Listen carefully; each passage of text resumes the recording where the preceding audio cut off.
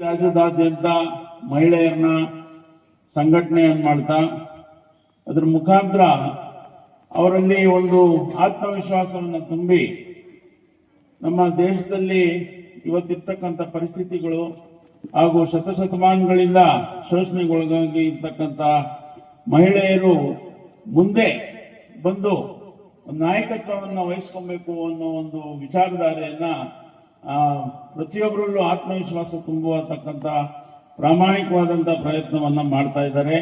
ಹಾಗಾಗಿ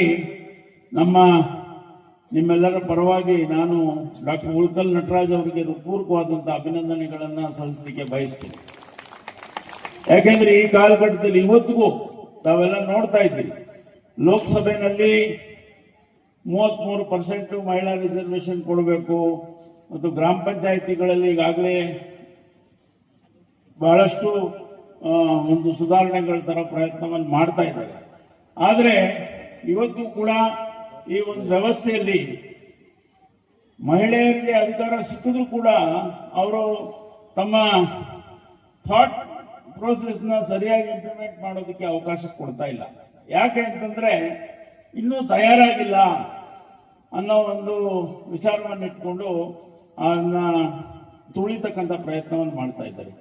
ಹಾಗಾಗಿ ಈ ರೀತಿಯ ಕಾರ್ಯಾಗಾರಗಳ ಮೂಲಕ ನಮ್ಮ ಉಳ್ಕಲ್ ನಟರಾಜ್ ಅವರು ನಮ್ಮ ನಾಗಮೋಹನ್ ದಾಸ್ ಅವರ ಅಂತ ಹಿರಿಯರನ್ನ ಅವ್ರನ್ನೆಲ್ಲರನ್ನು ಕರೆಸಿ ಸಂವಿಧಾನದ ಬಗ್ಗೆ ಅರಿವು ಮತ್ತು ನಮ್ಮ ಹಕ್ಕುಗಳು, ಮಹಿಳೆಯರಿಗೆ ವಿಶೇಷವಾಗಿರ್ತಕ್ಕಂಥ ಹಕ್ಕುಗಳು ಇವೆಲ್ಲವನ್ನೂ ಕೂಡ ಜ್ಞಾನ ಕೊಡಿಸೋದ್ರ ಮುಖಾಂತರ ನಮ್ಮ ಸೋಮಶೇಖರ್ ಅವರು ಮತ್ತೆ ನಮ್ಮ ಡಾಕ್ಟರ್ ಆಂಜನಪ್ಪನವರು ಇಂಥವ್ರನ್ನೆಲ್ಲ ಕರೆಸಿ ಇಂಥ ಒಂದು ಒಳ್ಳೆಯ ಕಾರ್ಯಕ್ರಮ ಮಾಡೋದ್ರ ಜೊತೆಗೆ ಮಹಿಳೆಯರಿಗೆ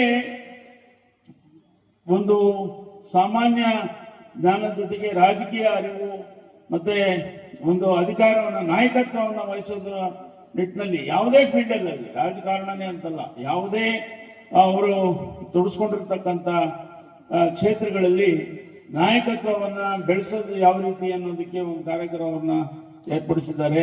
ಇಂಥ ಒಂದು ಕಾರ್ಯಕ್ರಮಕ್ಕೆ ಅನೇಕ ಹಿರಿಯರು, ಸ್ವಾಮೀಜಿಯವರು ಎಲ್ಲರೂ ಕೂಡ ಉಪಸ್ಥಿತರಿರುವಂಥ ಸಂದರ್ಭದಲ್ಲಿ ಇಂಥ ಕಾರ್ಯಾಗಾರಗಳು ಹತ್ತಾರು ನಡೀಲಿ.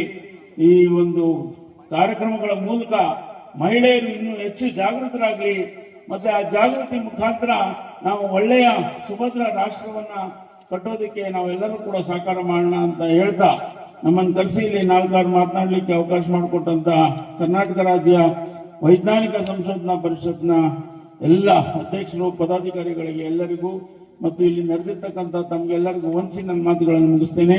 ಜೈ